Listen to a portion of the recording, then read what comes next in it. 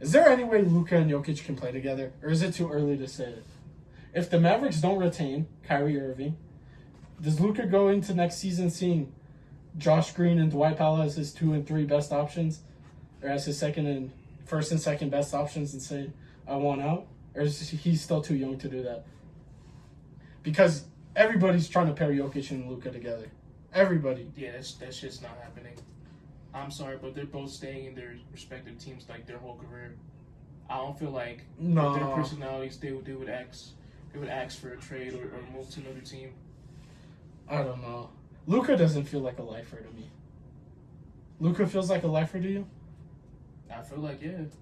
Like, basically all... Because he has Dirk in his ear? Basically, yeah, that too. And I feel like with the European players, Giannis, Luka, Jokic, and even Embiid, I feel like they love their city too much. Embiid and Giannis for sure feel like lifers. Yeah. Embiid and Giannis for sure feel like lifers. They love their city too much. They want to be... I don't want to say they want to carry the Mamba mentality, but they have the mindset to be like, hey, this team gave me a chance when the media didn't give me a chance as well. So I'm going to ball my ass off for this team year in, year out, and hopefully we're going to win a championship.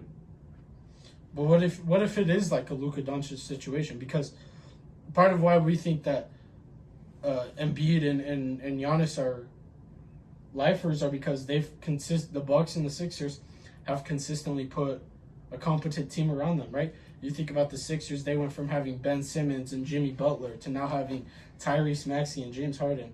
The Bucks went from having Jabari Parker being their best player to having Giannis with DPOY, Brook Lopez, Chris Middleton, Drew Holiday. Like, they've really invested the resources.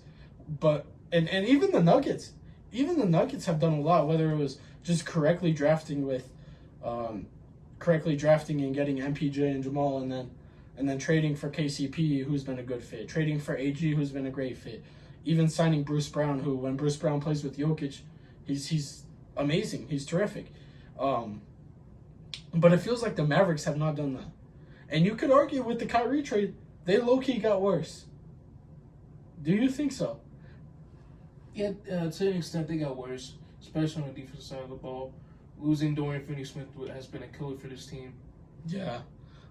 And Spencer Dinwiddie was solid for them. They didn't even keep Jalen Brunson in the summer. We've seen what Jalen Brunson has done. So, while all the international players, even Shea's team has a boatload of picks, and they've continued to draft well, you can't say the Mavericks won't have drafted well because Jaden Hardy, their rookie this year, I've liked his minutes, but they don't give him any minutes, so we don't really know what he'll be.